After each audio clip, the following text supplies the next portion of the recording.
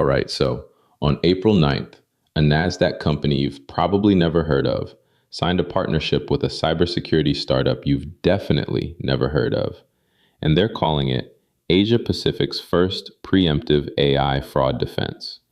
The company is Trident Digital Tech out of Singapore. The cybersecurity partner is Memcyco out of Israel. Trident has 23 employees and $36,000 in first half revenue. Memcyco just raised $37 million from the Boston Celtics co-owner, and the technology they're bringing to APAC is genuinely elegant. Let me show you why this is either delusional or brilliant. April 9th, 2026. Singapore-based Trident Digital Tech Holdings, NASDAQ ticker TDTH, signs a technology integration partnership with Israel's Memcyco. The framing is bold, quote, Asia Pacific's first preemptive AI fraud defense. Target launch, third quarter of 2026. The scope. Memcyco's real-time threat detection and account takeover technology gets integrated into Trident's Tridentity platform, which is a blockchain-based Web 3.0 digital identity product. Capabilities advertised. Detect AI-driven impersonation attacks in real time. Identify affected users during active attacks. Neutralize stolen credentials through deception-based countermeasures. Agentless architecture for rapid deployment. Here are the quotes. William Lim, CEO of Trident, said, quote, Tridentity was built on the conviction that blockchain-based identity verification can fundamentally transform how organizations protect digital interactions. Memcyco's real-time impersonation detection adds a critical layer to that foundation, one that acts before fraud occurs, not after.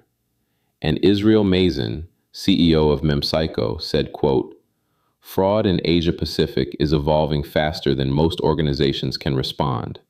Reactive controls leave a critical gap.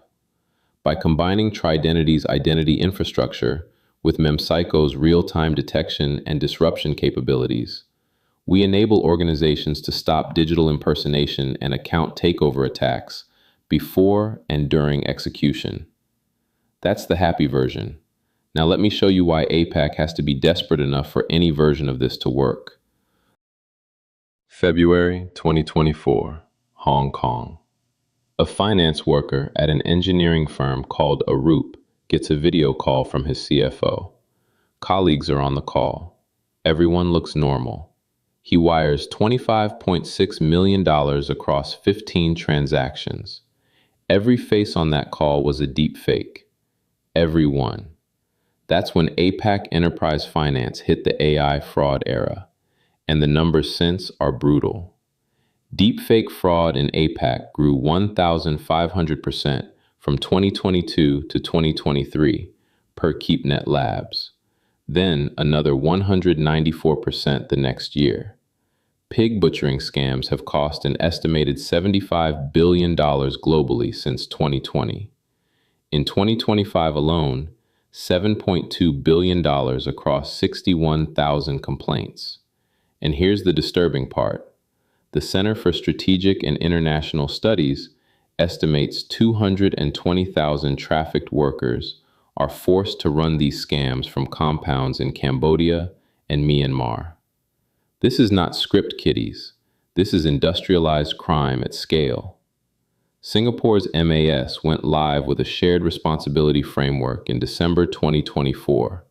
17 banks, 30 payment providers. Waterfall liability. Bank breached its obligations. Bank pays first. Then the telco. Then the consumer. The message to APAC banks, prove you're preventing fraud or you eat the loss.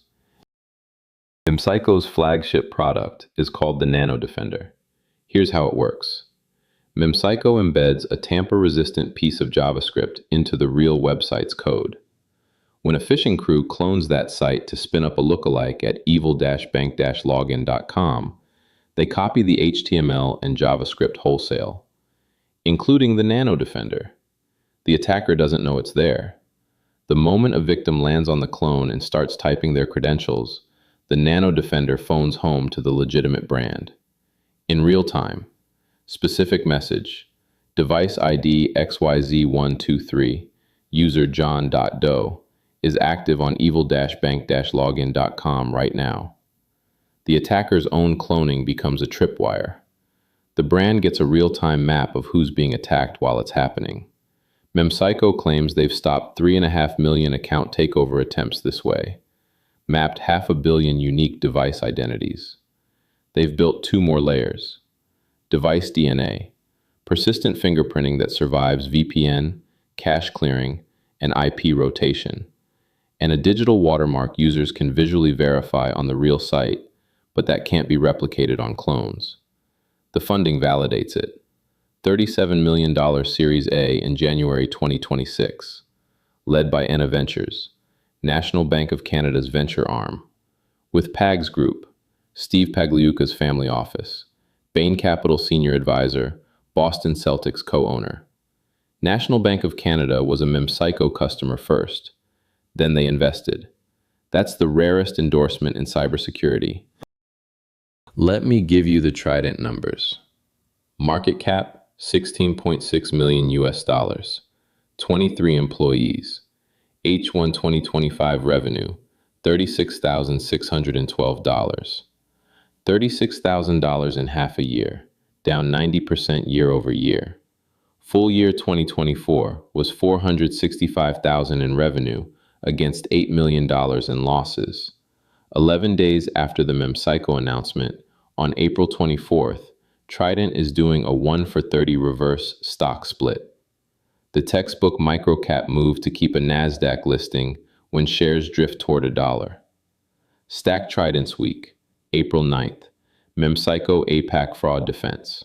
April 10th, a deal with Ripple Strategy Holding to put RLUSD on 2 million Ghanaian businesses. April 13th, an $800 million Ghana JV with Aliska Business Advisory. 3 major announcements in 5 days from a 23-person company. So the uncomfortable question, can Trident actually deliver this to DBS, OCBC, UOB, MUFG, Mizuho? Landing a single Tier 1 APAC bank takes 18 months of enterprise sales and a team of solution architects Trident doesn't have. Most likely reality, Memcyco's own enterprise team drives the sale, and Trident operates as a regulatory wrapper, a local counterparty that passes Israeli cybersecurity through APAC compliance faster. Not nothing, but not what the press release implies. Here's what's actually real. The preemptive versus reactive shift in fraud defense is happening whether Trident delivers or not. LexisNexis publishes an annual true cost of fraud study, their APAC multiplier. Total cost per dollar of fraud loss after ops, labor, chargebacks, and legal is $3.95 per dollar lost. For financial institutions, $4.59. In North America, the 2025 update has it over $5 per $1 lost, up 25% in 4 years. Banks are losing multiples on every fraud dollar. Regulators like MAS in Singapore are forcing them to prove prevention.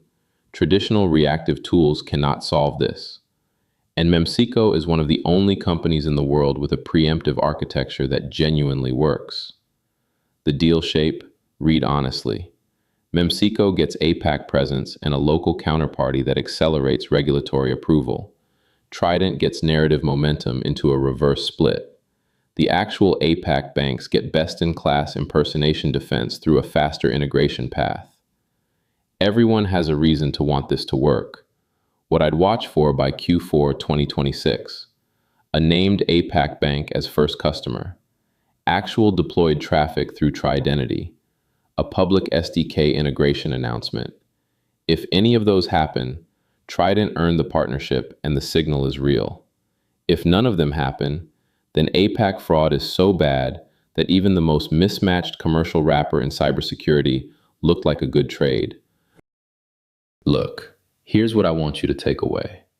A $16 million market cap Singapore company with 23 employees just signed one of the most elegant anti-fraud AI companies on earth. The mismatch is the story. And the mismatch exists because APAC's deepfake and account takeover problem is so bad that any shot at preemptive defense is worth taking. The technology is real, the need is real. Whether Trident is the right messenger is the completely different question. If this changed how you think about APAC fraud defense, hit subscribe. Comment whether you think Trident lands a Tier 1 APAC bank by Q4. Notion link with every source is in the description. See you in the next one.